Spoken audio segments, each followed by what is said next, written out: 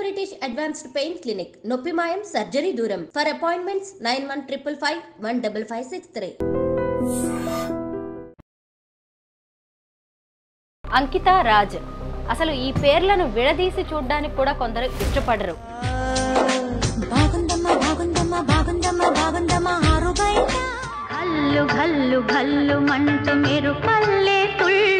అంకిత రాజ్ పెళ్లి అనేది ఒక న్యూస్ ఎంత అయిందో ఇప్పుడు వాళ్ళిద్దరూ సెపరేట్ అవ్వడం కూడా పెద్ద డిస్కషన్ అయితే దీని మీద నడుస్తుంది. ఆడమగవాళ్ళు కూడా ఒక డిసిప్లిన్ ఉండదు రిలేషన్షిప్స్లో కదా. పెళ్లి చేసుకోవడం కానీ కలిసి జీవించడం కానీ అనుకుంటారు ఉంటారు. బట్ అనుకున్నప్పుడు ఉన్న ఆ ఎనర్జీ ఆ డిసిప్లిన్ విడిగా బతుకుతాం అనుకున్నప్పుడు కనపడదు. రాజ్ ఫీల్ అయ్యాడని అస్సలు అన్నాను నేను. రాజ్ కూడా చాలా యాక్సెప్ట్ చేసే అబ్బాయి కాబట్టి మీరు అన్నట్టు వీడియోస్లో ప్రైజ్ చేశాడు, ఆ అమ్మాయిని ప్రైజ్ చేశాడు.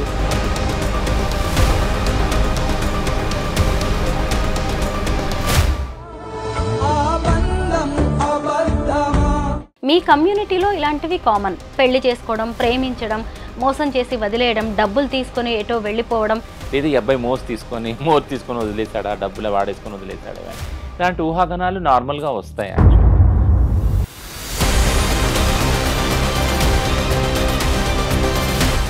ఎక్కువగా ఈ ట్రాన్స్జెండర్స్ హిజ్రాలు అనేవాళ్ళు ఇన్కమ్ సోర్స్ ఎక్కువగా ఏముంటుందంటే సెక్స్ వర్క్, తర్వాత కలెక్షన్స్, బెగ్గింగ్, ఇవి కదా.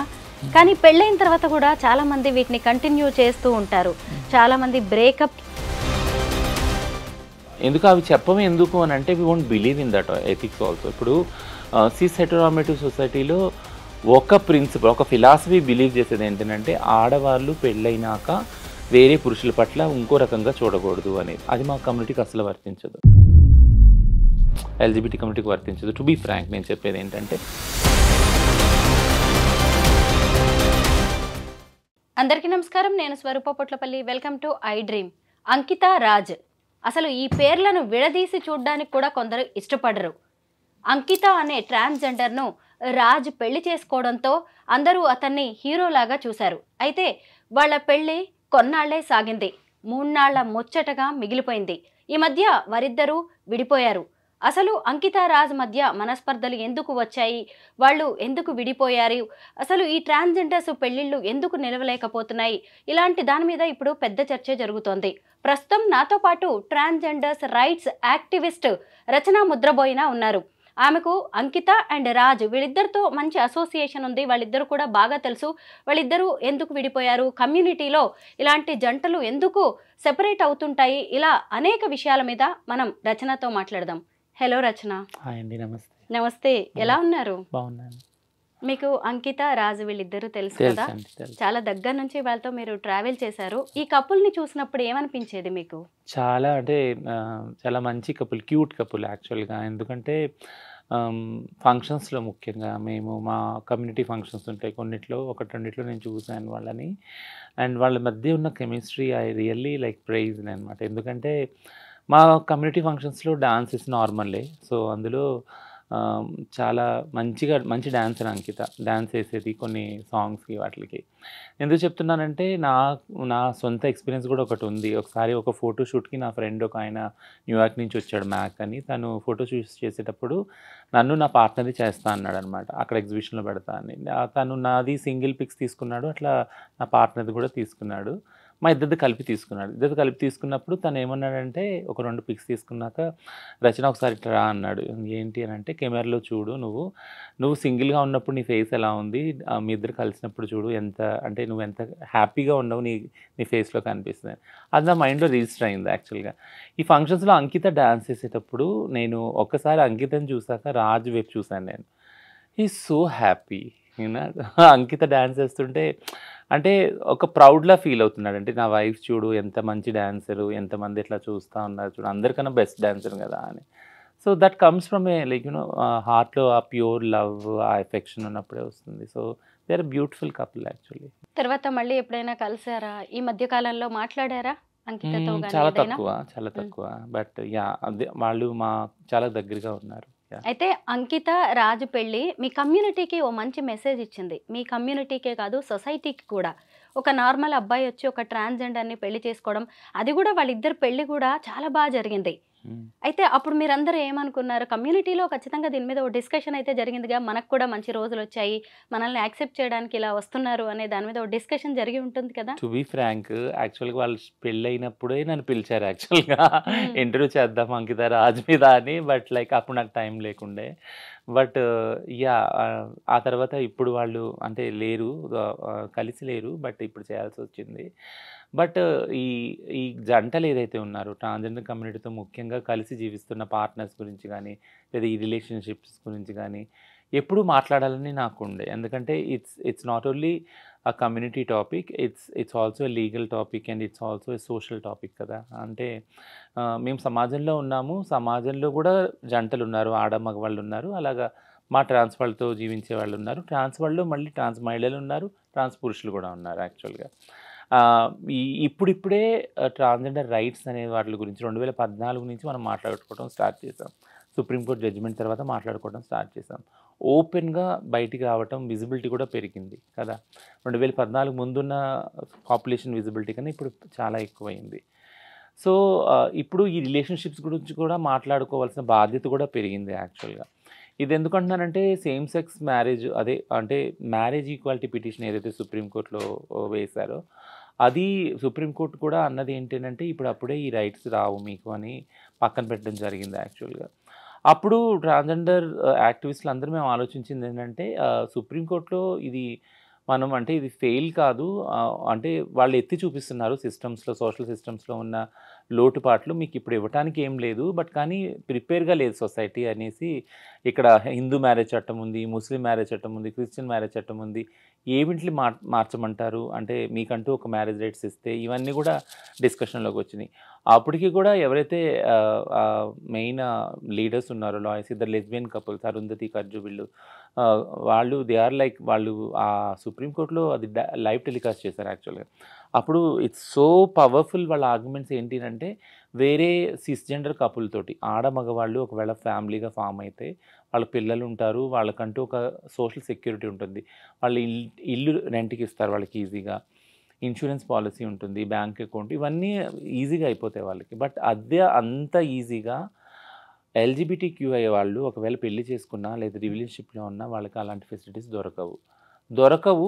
ఒకవేళ కష్టపడి అవి సాధించుకున్నా ఫర్ ఎగ్జాంపుల్ ఒక ఇల్లు సాధించుకున్నా గానీ, బట్ చుట్టుపక్కల వాళ్ళు అదే సేమ్ రెస్పెక్ట్ ఏదైతే ఆడవాళ్ళు మగవాళ్ళకి ఇస్తారో పెళ్ళిలో, ఆ కపుల్‌కి ఇస్తారో, ఆ ఫ్యామిలీకి ఇస్తారో అంత రెస్పెక్ట్ ఇవ్వరు యాక్చువల్‌గా. సో, ఇది మెయిన్ విషయం. ఈ కపుల్ అక్కడ వాదించినప్పుడు లెస్బియన్ కపుల్ మేమెలా తక్కువ? మా ఆడవాళ్ళ, మగవాళ్ళ రిలేషన్‌షిప్ కన్నా, వాళ్ళ ఫ్యామిలీ కన్నా మాది ఏం తక్కువ? మమ్మల్ని ఎందుకు ఇంత విచక్షణ చేస్తున్నారు? మాకెందుకు వేరే ఫెసిలిటీస్ కల్పించట్లేదు? ఇల్లు గానీ, లేదా ఇన్స్యూరెన్స్ గానీ, బ్యాంక్ అకౌంట్ ఇలాంటివన్నీ ఎందుకు కల్పించట్లేదు? దీనివల్ల ఎంతో న్యూనతా భావానికి, ఇన్ఫీరియారిటీ కాంప్లెక్స్‌కి గురవుతున్నాము. ఇది మా మెంటల్ హెల్త్‌ని చాలా పాడు చేస్తుంది కాబట్టి చాలామంది సూసైడ్‌లు గూడా అవుతున్నారు. జంటలు కలిసి ఉందామని వస్తున్నారు, విడిపోతున్నారు సోషల్ ప్రెషర్ వల్ల, తర్వాత సూసైడల్ అవుతున్నారు. సో, ఇవన్నీ గూడా అంకిత రాజ్ జర్నీ చూసినప్పుడు వాళ్ళు రిలేషన్‌షిప్‌కెళ్ళటము, వాళ్ళు కలిసి ఉండటం, ఒక ఇల్లు తీసుకోవటము, పెళ్లి చేసుకోవటం బ్రహ్మాండంగా ఈ సోషల్ మీడియాలో వి ఆల్ ఫెల్ట్ ప్రౌడ్. ఎందుకంటే ముఖ్యంగా 2, 3 క్రైసిస్‌లో గూడా I I have been with Ankita. ఒక ఇష్యూ క్రైసిస్ అయినప్పుడు ట్రాన్స్ వుమెన్‌కి she was into the police station. ఇప్పుడు నేను ఆన్‌లైన్‌లో ఆమెని గైడ్ చేస్తున్నాను. ఇక్కడికి వెళ్ళు ఈ పోలీస్ ఆఫీస్‌లో కాదు.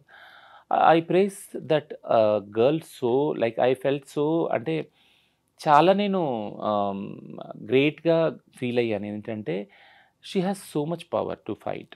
అంటే ఒక ట్రాన్స్ వుమెన్‌కి అంత కాన్ఫిడెన్స్ వచ్చింది, అంత ఫైట్ చేయగలుగుతుంది అనంటే ఎన్నో ఇంగ్రీడియెంట్స్ ఉన్నాయి. అంటే ఎంతో బ్యాక్ పుషప్ ఉందనమాట. ఇప్పుడు మనం అంటాం కదా! ప్రతి ఒక్క సక్సెస్‌ఫుల్ మగాడి వెనక ఒక సక్సెస్‌ఫుల్ ఆడది ఉంటదని. ఖచ్చితంగా అప్పుడు నాకు అనిపించింది అంకిత వెనక రాజు ఉన్నాడని. అప్పుడు అందుకే తను కాన్ఫిడెంట్‌గా వచ్చి తన కమ్యూనిటీ కోసం కొట్లాడటానికి ముందొచ్చి పోలీస్ స్టేషన్‌లో 30, 40 మందిని తన వెంట పెట్టుకొని వెళ్లి ధైర్యంగా మాట్లాడి అప్పటికప్పుడు యూట్యూబ్ వీడియో చేసి పెట్టింది యాక్చువల్‌గా. ఇన్‌స్టాలో లైవ్ వెళ్ళింది.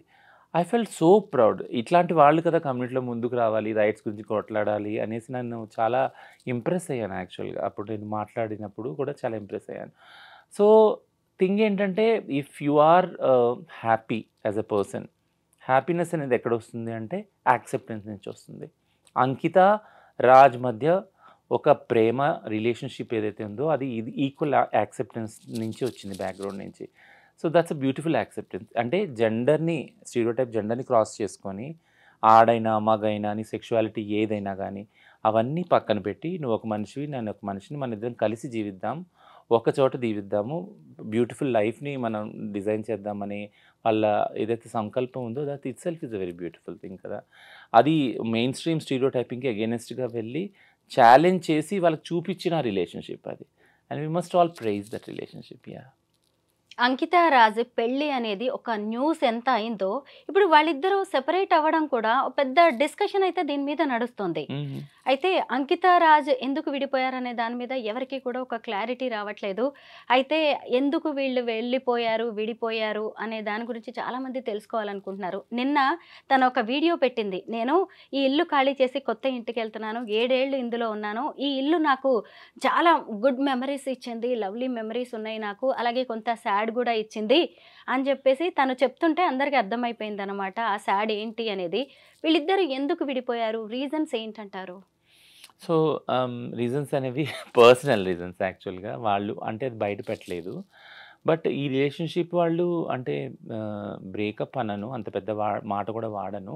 బట్ వాళ్ళు వేరువేరుగా జీవించాలి అనుకుని నిర్ణయం తీసుకున్నప్పుడు అంకిత వీడియో చేసి పెట్టింది ఇన్స్టాలో. And I have all respect to this women because ఎందుకంటే నేను ఎప్పుడు చెప్తాను ఇంటర్వ్యూస్లో, ఆడమగవాళ్ళు కూడా ఒక డిసిప్లిన్ ఉండదు రిలేషన్షిప్స్లో కదా. పెళ్ళి చేసుకోవడం కానీ కలిసి జీవించడం కానీ అనుకుంటారు, ఉంటారు. బట్ ఆ అనుకున్నప్పుడు ఉన్న ఆ ఎనర్జీ, ఆ డిసిప్లిను విడిగా బతుకుతాం అనుకున్నప్పుడు కనపడదు యాక్చువల్గా, ఆ ఇంట్రెస్ట్ కూడా కదా. బట్ ఉండాలి. సో ఈ టర్మ్స్ తోటి మన ఇద్దరం కలిసి జీవిద్దాము, ఒకవేళ టర్మ్స్ వర్కౌట్ అవ్వకపోతే మీరు మీ దారిలో, నేను నా దారిలో వెళ్ళిపోయి మనం హ్యాపీగా జీవించవచ్చు.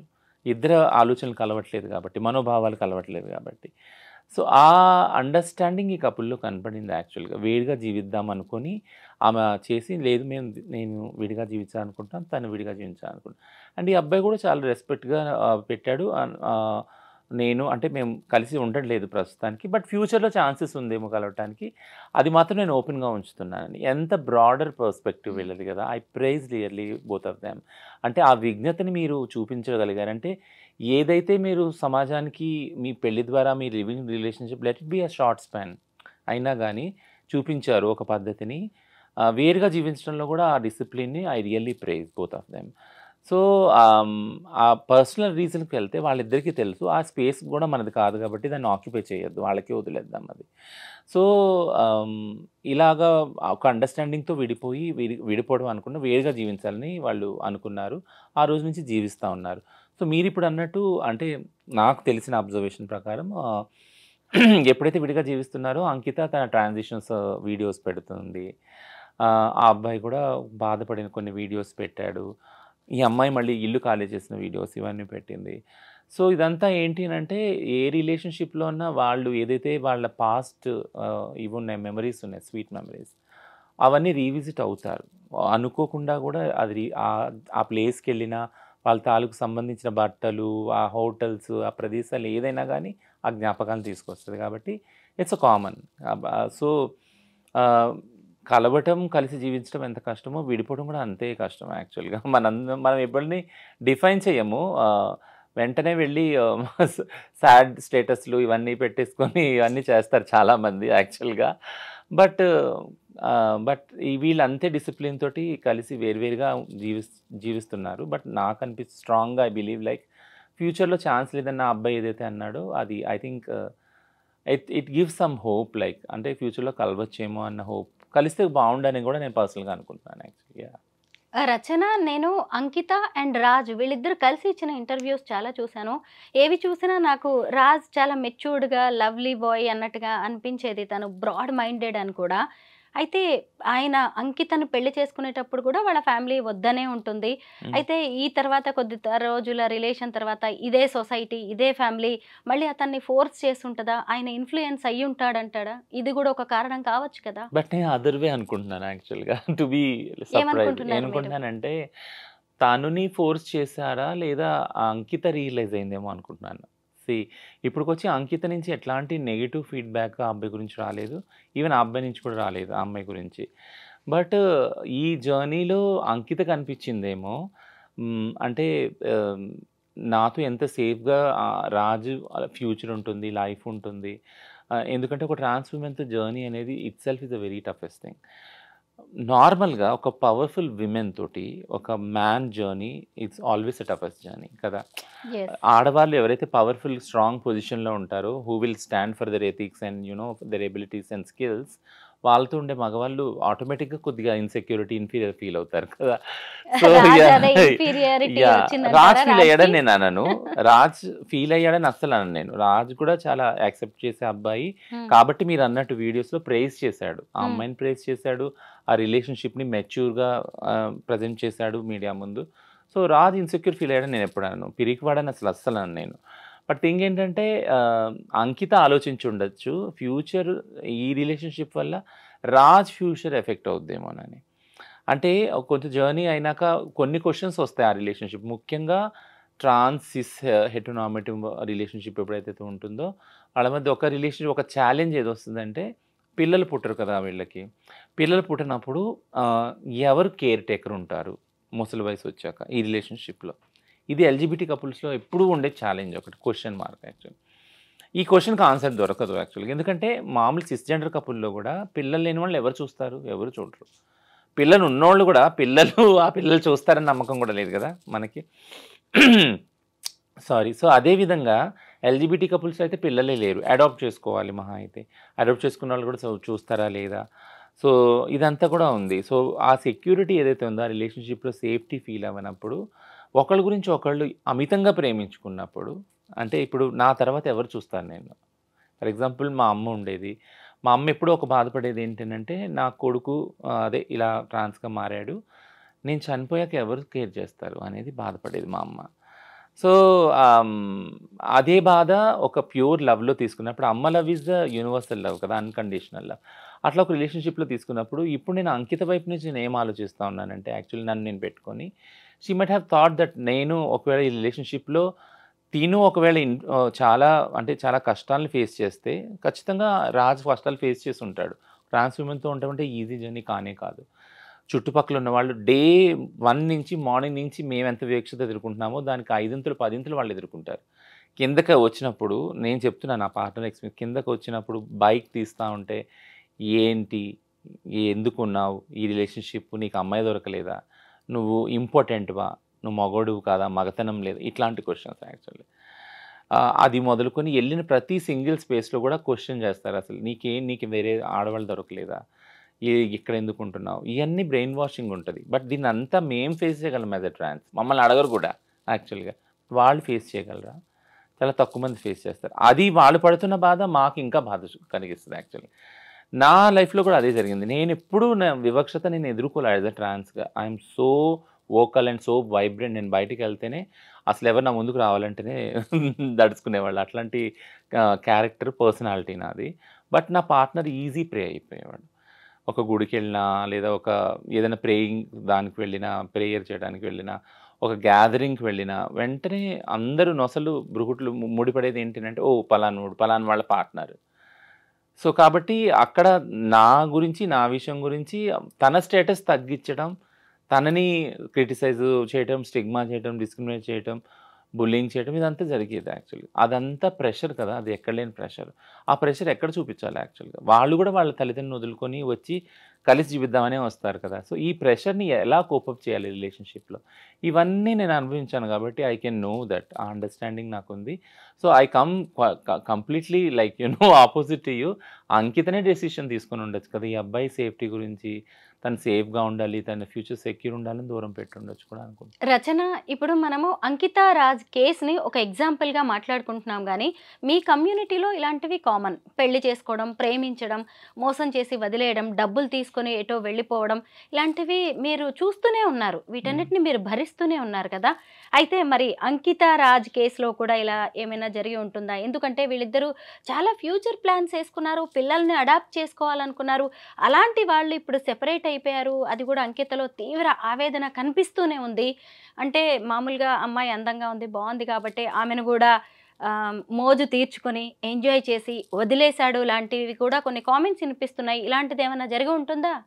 వి should not be judgmental on that. ఎందుకంటే అంటే దీన్నొక తప్పుగా, దీన్నొక అంటే ఒక విక్టిమ్ మోడ్‌లో ఇద్దరిని చూడటము, అంటే ఆ అబ్బాయి చేత మోసగించబడిందా? లేదా ఆ అబ్బాయి మోసపోయాడా ఈమె చేతిలో? ఆ జడ్జ్‌మెంట్స్‌కి మనం వెళ్ళకూడదు యాక్చువల్‌గా. ఎందుకంటే ఇది కామన్ జడ్జ్‌మెంట్ వస్తుంది మనకి. ఈ క్రిటిసిజం వస్తుంది యాక్చువల్‌గా.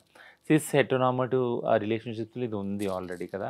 ఒకళ్ళు బాధ పెట్టినప్పుడు ఒకళ్ళు కోర్ట్‌కెళ్ళడము, పంచాయతీలు తీర్చుకోవడము, కమ్యూనిటీస్‌లో డైవర్స్ తీసుకోవడము, పిల్లల్ని ఏం చేయాలనుకోవడం, ఇదంతా కూడా ఉన్నది యాక్చువల్‌గా. సో, ఈ థాట్ ఈజీగానే వస్తది మనకి. ఎవరు ఏం చేశారు? దానివల్ల విడిపోయారా? డబ్బులున్నాయా? లేకుంటే వేరే రిలేషన్‌షిప్స్ ఏమన్నా ఉన్నాయా ఇద్దరికి? ఇవన్నీ కూడా అనుమానాలొస్తాయి actually. Unless until they clarify. ఎందుకంటే ఎంతో విజ్ఞతతోటి వాళ్ళు విడిపోయారు. విడిపోవడం అంటే వేరుగా జీవిస్తారన్నారు. మాటి మాటినే చెప్తున్నా, విడిపోయారని నేను అనను యాక్చువల్‌గా.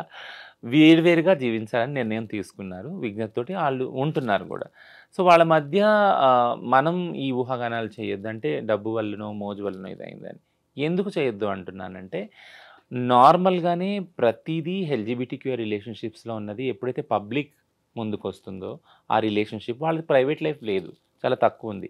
వాళ్ళ ప్రైవేట్ లైఫ్ అంతా పబ్లిక్‌లో ఉంది. యూట్యూబ్‌లో ఉంది యాక్చువల్ కదా! వాళ్ళ ఇల్లు గాని, వాళ్ళు పెళ్లి చేసుకుంది గాని, వాళ్ళ డైలీ లైఫ్ గాని, ఇదంతా కూడా ఇంటర్వ్యూస్‌లో ఉంది, పబ్లిక్‌గా ఉంది. సో, పబ్లిక్‌గా ఉన్నప్పుడు పబ్లిక్ ఏం చేస్తారంటే, అదే బైనరీలో ఆలోచిస్తారు. ఆడ మగవాళ్ళ రిలేషన్‌షిప్స్‌లోనే ఈమె తప్పు చేసిందా? ఈయన తప్పు చేశాడా? ఈయన తప్పు వల్ల వదిలేసిందా ఈమె? లేదా ఈమె తప్పు చేయటం వల్ల ఎక్కడో ట్రాన్స్ వాళ్ళందరూ చేస్తారు కదా! బయట సెక్స్ చేసుంటుంది. ఇట్లాంటివన్నీ ఆ ఊహాగానాలు లేదా ఈ అబ్బాయి మోరు తీసుకొని వదిలేసాడా? డబ్బులు వాడేసుకొని వదిలేసాడా? ఇవన్నీ. ఇలాంటి ఊహాగానాలు నార్మల్‌గా వస్తాయి యాక్చువల్‌గా. బట్ నేనెప్పుడూ చెప్పేదేంటంటే అన్ని ఇంటర్వ్యూస్‌లో ఎల్‌జీబీటీక్యూ రిలేషన్‌షిప్స్, పార్ట్నర్‌షిప్ ఏదైతే ఉందో, కలిసి జీవించడం గాని, పెళ్లి గాని, ఇది డిఫరెంట్ రిలేషన్‌షిప్. సిస్ రిలేషన్‌షిప్‌లా కాదు ఇది యాక్చువల్‌గా. ఎందుకంటే సిస్ రిలేషన్‌షిప్స్‌కి దగ్గర రావటానికి ఫర్ ఎగ్జాంపుల్ పెళ్ళనుకుందాం. పెళ్లిలో అసలు ఇద్దరి సమ్మతం ఉందా? లేదు కదా! పెద్దలు నిర్ణయిస్తారు. ఆ అబ్బాయి ఎవరో ఆ అమ్మాయికి తెలీదు. ఆ అమ్మాయి ఎవరో ఆ అబ్బాయికి తెలీదు. అక్కడ పెళ్లి నుంచి వాళ్ళ రిలేషన్‌షిప్ స్టార్ట్ అవుతది. ఒకళ్ళకొకళ్ళు తెలుసుకోవటం. కానీ మా రిలేషన్‌షిప్ అలా కాదు కదా! మేము ఒకళ్ళనొకళ్ళు అబ్జర్వ్ చేసుకుంటాం. ఒక జర్నీ చేస్తాం యాక్చువల్‌గా. అప్పుడు నిర్ణయించుకుంటాం మనం కలిసి జీవించాలా? పెళ్లి చేసుకోవాలా అని. సో, స్టార్టింగ్ పాయింట్ చాలా డిఫరెంట్ ఉంది దాన్ని చూడండి. అప్పుడు ఒక అండర్‌స్టాండింగ్ అవుతుంది. ఇది ఫస్ట్ మెట్టు.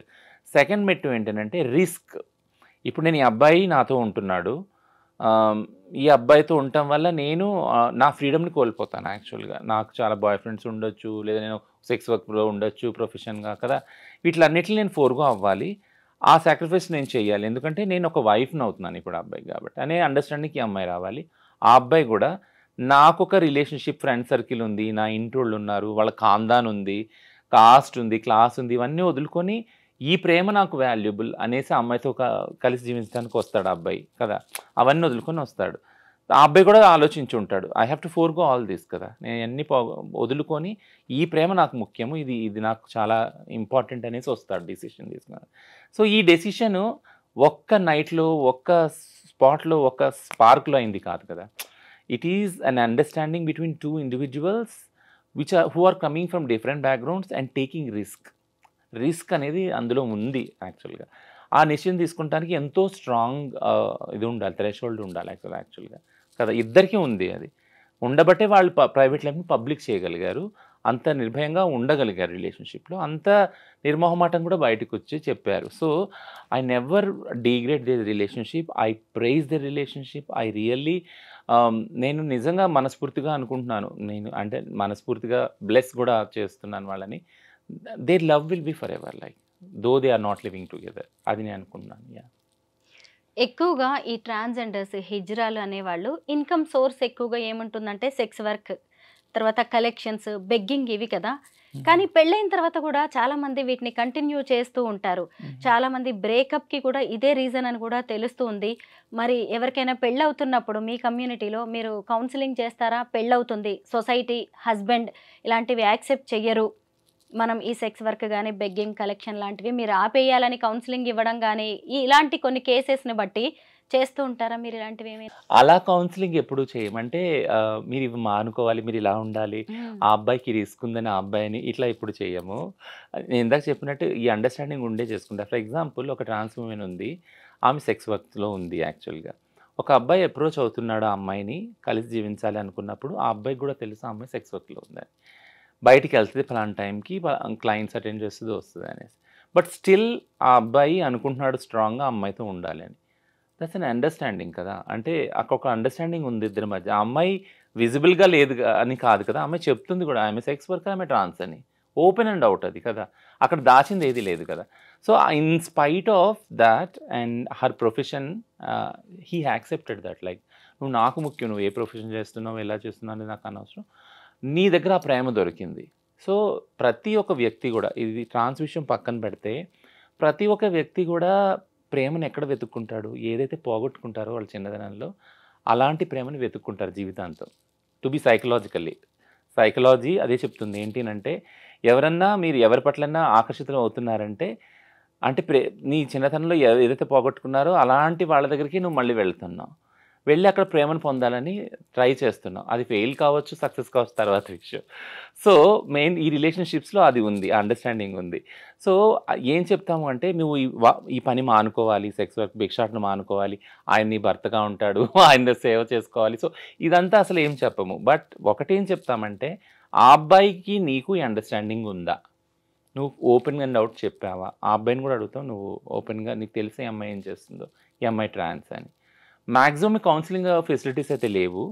బట్ ఎవరైనా మా దగ్గరికి వచ్చే కేసులు కౌన్సిలింగ్కి ఏమొస్తాయంటే బ్రేకప్ అయ్యే ఉంటాయి కదా కొన్ని పాసిబిలిటీస్, సూయిసైడల్ థాట్స్ వస్తాయి, చాలా తనావు ఉంటుంది ఆ రిలేషన్షిప్లో. ఆ అబ్బాయి కొడుతున్నాడో సంథింగ్ ఏదో, ఈ అమ్మాయి సంథింగ్ ఏదో అవుతుంది, ఇదన్నీ ఉన్నప్పుడు ఇద్దరు వచ్చినప్పుడు అప్పుడు సపరేట్గా కౌన్సిలింగ్ చేస్తాం, ఇద్దరు కూర్చోబెట్టి ఒకసారి కౌన్సిలింగ్ చేస్తాం అన్నమాట. కౌన్సిలింగ్లో ఏం జరుగుతుంది అని అంటే మీరు ఎలా స్టార్ట్ చేశారు ఈ జర్నీ, అప్పుడు ఏం ఒప్పందం ఉంది మీ ఇద్దరి మధ్య కలిసి ఉండటానికి, ఇప్పుడు అది ఎందుకు చెడుతుంది, యాక్చువల్గా ఎక్కడ ప్రాబ్లం వస్తుంది ఈ జర్నీలో అనేది ఇద్దరికీ క్లియర్గా అండర్స్టాండ్ అయ్యేలా చెప్తామన్నమాట. But we never go to the stereotyping ethics ఏవైతే ఉన్నాయో, అంటే ఎందుకు అవి చెప్పమే ఎందుకు అని అంటే we won't believe in that ethics also. ఇప్పుడు సిస్ హెటెరోనార్మేటివ్ సొసైటీలో ఒక ప్రిన్సిపల్, ఒక ఫిలాసఫీ బిలీవ్ చేసేది ఏంటంటే ఆడవాళ్ళు పెళ్ళైనాక వేరే పురుషుల పట్ల ఇంకో రకంగా చూడకూడదు అనేది. అది మా కమ్యూనిటీకి అసలు వర్తించదు, ఎల్జిబిటీ కమ్యూనిటీకి వర్తించదు. టు బీ ఫ్రాంక్ నేను చెప్పేది ఏంటంటే వర్తించదు అని అంటున్నాను అంటే అని ఫాలో ఎందుకు అవ్వరు అని మీరు నన్ను అడగొద్దు. బట్ ఫాలో అవుతారు, అది ఇష్టం ఉన్నవాళ్ళు ఖచ్చితంగా. ఫర్ ఎగ్జాంపుల్ కొంతమంది సెక్షువల్ కూడా ఉన్నారు మా దానిలో కదా, వాళ్ళకి అసలు సెక్సే లేదు, అట్లాంటప్పుడు రిలేషన్షిప్లో కూడా ఉన్నారు అలాంటి వాళ్ళు, partnership relation. So it's very different phenomenon యాక్చువల్గా ఎల్జిబిటీ రిలేషన్షిప్స్ అర్థం చేసుకోవటం. ఇప్పుడు మళ్ళీ నేను ఇష్యూకి వస్తాను. ఏంటంటే ఒకవేళ మీరు సిస్ హెటెరోనార్మేటివ్ దానిలో పెళ్ళిలో ఒకవేళ ఆడవారికి చెప్తా ఉంటే అమ్మ నువ్వు ఇప్పటి వరకు అయిపోయింది వేరు, ఇప్పటి నుంచి నీ భర్త నీకు సర్వస్వం ఇలా ఉండాలి అలా ఉండాలని. కానీ అదే ఆ పిల్లగాడికి చెప్తారా మీరు, అంటే మీ భార్యతోనే ఉండాలా, వేరే అమ్మాయిని చూడకూడదు, వేరే అమ్మాయితో మాట్లాడకూడదు, వేరే అమ్మాయితోటి నైట్ అవుట్స్ చేయకూడదు, వాళ్ళని సినిమాలు తీసుకెళ్ళకూడదు, షికారు, ఇది చెప్పరు కదా. ఎందుకంటే సొసైటీ ఆల్రెడీ వాళ్ళకి ఆ టికెట్ ఇచ్చేసింది, ఫ్రీ టికెట్. మగవాళ్ళకి ఏంటంటే నువ్వు పెళ్ళైనా కానీ నువ్వు మగాడివి, పెళ్ళి కాకపోయినా మగాడివి, ఎక్కడున్నా మగాడివి, ఏ రిలేషన్షిప్లో ఉన్నా మగాడివి. And you have every single freedom. Like మీరు ఎలా అన్నా ఉండొచ్చు, ఎలా అన్నా రిలేషన్షిప్లో వెళ్ళొచ్చు. ఆ డిస్రెస్పెక్ట్ అనేది వాళ్ళకి పెంపకంలోనే తీసుకొచ్చేసాం కదా. సో జెండర్ బేస్డ్ వైలెన్స్లో ఇదే చెప్తాం మనం. ఏంటంటే నువ్వు ఆడమక్తి అనంత మాత్రాన నువ్వు నీ స్వతంత్రాన్ని సమానత్వాన్ని కోల్పోవాల్సిన అవసరం లేదు. ఒకవేళ దాన్ని డిస్టర్బ్ చేస్తుంటే ఏ రిలేషన్షిప్ అయినా you have to fight for that. You have to stand to the equal ideals and equal freedom with in the relationships అని నేర్పిస్తాం కదా. సో అందుకే నేను ఎప్పుడు ఏం చెప్తానంటే మీరు అడిగిన ప్రశ్న రాంగ్ ఎందుకన్నాను అంటే ఎల్జిబిటీ రిలేషన్షిప్స్లో మేము అలా చూడము. ఒకవేళ ఆ అబ్బాయి బయట రిలేషన్షిప్స్లో ఏది వెళ్ళినా ఈ అమ్మాయి వెళ్ళి చెప్పినా ఆ అండర్స్టాండింగ్ ఇద్దరికి ఉంటుంది ఆ కమ్యూనిటీలో, అది తెలుసుకొని దగ్గరికి వస్తారు. ఇది కాక వేరే ఇష్యూస్ ఏవో ఉంటాయి కాబట్టి వాళ్ళ మధ్య కలహాలు అవుతాయి. It can be anything. Me community rules and guide lines ఎలా ఉంటాయో మాకు అంటే సొసైటీకి తెలియదు కాబట్టి మీలాంటి వాళ్ళ ద్వారా తెలియజెప్దామనే ప్రయత్నం మాది, మీకు తెలుసు ఆ విషయం. అయితే రచన ఇంకొకటి ఏంటంటే ఎక్కడ కూడా అంకిత రాజ్ విడిపోయినట్టుగా లీగల్గా డివోర్స్ తీసుకున్నట్టుగా అయితే లేదు. కానీ వీళ్ళు పెళ్లి చేసుకునేటప్పుడు అందరినీ పిలిచే చక్కగా పెళ్లి చేసుకున్నారు. ఎంత హ్యాపీ లైఫ్ లీడ్ చేశారో మనం అందరం చూసాము. అయితే ఇప్పుడు వీళ్ళు మ్యూచువల్గా దూరమైనట్టుగా కనిపిస్తోంది. అంటే మీ కమ్యూనిటీ మధ్య ఏమైనా జరుగుతుందా? మీడియేషన్ చేస్తారా? అంటే ఎవరైనా ఇలా కపుల్ వెళ్ళిపోవాలి అన్నప్పుడు రిలేషన్ నుంచి ఏ కమ్యూనిటీ అయినా మీడియేషన్ అనే దానికి వస్తేనే చేస్తామన్నమాట. సో మేము కల్పించుకొని మీడియేషన్ చేసేది ఏముండదు. ఇందులో ఎవరు మీడియేషన్ కోసం రాలేదు. అంకిత రాలేదు, రాజ్ కూడా రాలేదు. యాక్చువల్గా నేను అదే ఇంతకుముందు చెప్తున్నాను కదా, ఎంత ఎంత ఇదిగా వాళ్ళు కలిసి జీవించాలని నిర్ణయం తీసుకున్నారో, ఎంత ఓపెన్ అండ్ పబ్లిక్గా అందరిని పిలిచి పెళ్లి చేసుకున్నారో, అంతే విజ్ఞతతోటి ఇద్దరు వేరువేరుగా జీవించాలని నిర్ణయం తీసుకున్నారు. So it's a very like peaceful process. The whole process is like Rachana, నేను మిమ్మల్ని నేను ఇంటర్వ్యూకి పిలవాలి అనుకున్నప్పుడు ఒక వీడియో షేర్ చేశాను. నేను ఈ మధ్య నేను డాక్టర్ లక్ష్మీ కట్ట అని సీనియర్ అడ్వకేట్ని ఇంటర్వ్యూ చేశాను. నేను ఆమె తన ఎల్ఆర్ ఫౌండేషన్ ద్వారా చాలామంది ఇలాగ ట్రాన్స్జెండర్స్కి, ట్రాన్స్ విమెన్, ట్రాన్స్ మెన్కి హెల్ప్ చేస్తున్నారు లీగల్గా. ఆవిడ ఇంటర్వ్యూ చేసినప్పుడు సడన్గా అంకిత టాపిక్ వచ్చింది. నేను చేసిన ఆ ఇంటర్వ్యూ బాగా వైరల్ అయింది. అయితే ఒక ఇంటర్వ్యూ కింద వచ్చిన కామెంట్స్ నేను ఇప్పుడు చదువుతాను రచన, ఎందుకంటే దానికి మీరు కొంచెం ఆన్సర్ చేస్తే బాగుంటుందేమో అనిపించింది. ఈ కామెంట్స్ అనేవి సొసైటీ వేస్తున్న ప్రశ్నలు, దీనికి మీరు చెప్తే బాగుంటుంది. కొన్ని మాత్రమే కామెంట్స్ నేను చదువుతాను. అవంతిక అనే వాళ్ళు ఇక్కడ కామెంట్ చేశారు, హిజ్రాని చేసుకుని జీవితాంతం కలిసున్న మగవాళ్ళు ఎవరూ లేరు. మీకు ప్రేమ ఉంటే ఓ స్నేహితుడిగా, అన్నగా ఉండండి. ఎందుకు ప్రేమ పెళ్లి అంటూ హిజ్రాలను చేసుకోవడం? పాపం ఆ రాజు తల్లిదండ్రులు ఎంతగా బాధ, క్షోభ అనుభవించి ఉంటారు కొడుకు చేసిన పనికి. ఈ సమాజంలో ప్రకృతికి విరుద్ధంగా చేసే ఏదైనా ఎక్కువ కాలం నిలవదు. పోనీ ఆమె అయినా పెళ్ళయ్యాక పూర్తి గృహిణిగా ఉందా? మా కమ్యూనిటీకి సేవలు చేస్తా అని ఆమె గ్యాంగ్తో వెళ్ళిపోయేది. పెళ్ళయింది అన్నప్పుడే అవన్నీ వదిలేయాలి. పాపం అంకిత, రాజ్ ఎంత బాగుండేవాళ్ళు, ఇద్దరు ప్రేమగా ఉండేవాళ్ళు. 3 నాళ్ల ముచ్చటే అయిపోయింది వాళ్ళ పెళ్ళి అని అంకిత అనే ఆవిడ పెట్టారు. దీనికి మీరు ఏమంటారు? సో 2-3 విషయాలు అందులో ఉన్నాయి. యాక్చువల్గా ఏంటంటే హిజ్రాని ఒకవేళ జీవితాంతం ఉండలేకపోతే మీరు పెళ్లి చేసుకోవద్దు, అక్కో చెల్లో అనుకొని మీరు ఉండొచ్చు అనేసి అదొకటి ఉంది కామెంట్. ఇంకోటి ఏంటంటే ఆ అబ్బాయి తరపు తల్లిదండ్రులు పాపం ఎంత బాధపడి ఉంటారు అనేది ఒకటి ఉంది. రెండోది, మీరు న్యాచురల్గా మీరు పిల్లలు పుట్టరు కాబట్టి ఇదంతా కాబట్టి మీరు ఎందుకు పెళ్లి చేసుకోవటం అనేది ఒక ప్రశ్న. సో 2-3 ఉన్నాయి యాక్చువల్గా. నేను చెప్పడం ఏంటంటే ఫస్ట్ ఇష్యూకి వచ్చి, అంటే హిజ్రాని చెల్లి, అక్క, తల్లి ఓకే, అది చూస్తూనే వచ్చింది తరతరాలుగా సమాజము. హిజ్రా వాళ్ళ దీవెనలు మంచివి అని, వాళ్ళు వెళ్ళినప్పుడు, పిల్లలు పుట్టినప్పుడు, దుకాణాలు ఓపెన్ చేసినప్పుడు, పెళ్ళిళ్ళు అయినప్పుడు వాళ్ళ దీవెన తీసుకోవడానికి వాళ్ళని పిలిచి వాళ్ళ దీవెనలు తీసుకునేవాళ్ళు. సో హిజ్రా వ్యవస్థ సోకాల్డ్ ఏన్షియంట్ ట్రెడిషన్ చూసినప్పుడు వాళ్ళకి పెళ్ళి అనేది లేనే లేదు యాక్చువల్గా. సో పెళ్ళి అనేది లేదు ఎందుకు అని అంటే వాళ్ళ శరీరాల్లో సెక్స్ లేదు యాక్చువల్గా. వాళ్ళు సర్జరీ ఏదైతే చేసుకుంటారో దాని ద్వారా సెక్స్ అనే దాని నుంచి విడిపోతారు, సెక్స్ ఉండదు. సెక్స్ లేని బాడీస్ కాబట్టి వాళ్ళ పవిత్రమైన బాడీస్, వాళ్ళ దీవెనలు కూడా పవిత్రమైనవి. సో ఈ పర్సెప్షన్ నుంచి ఈ పర్సెప్షన్ వాల్యూస్ అనేవి వస్తున్నాయి యాక్చువల్లీ. ఈ ఆలోచన వస్తుంది. వాళ్ళు అంటే అక్క చెల్లిగా ఉండొచ్చు, తల్లిగా ఉండొచ్చు, పెళ్లి చేసుకోకూడదు. బట్ హిజ్రాకు పెళ్లి చేసుకోకూడదు అనేది ఎక్కడ రాసి లేదు, చేసుకోలేరని గతంలో కూడా జరిగింది. ఇది కొత్త విషయం ఏమీ కాదు. వాళ్ళకు కూడా మనసు ఉంది, వాళ్ళు కూడా మనుషులే, వాళ్ళకు కూడా హక్కు ఉంది. ముఖ్యంగా ఏంటంటే ఎప్పుడైతే సుప్రీంకోర్టు చెప్పిందో సమాన హక్కులు, రాజ్యాంగ హక్కులు అన్నప్పుడు కలిసి జీవించే హక్కు వాళ్ళకు కూడా ఉంది.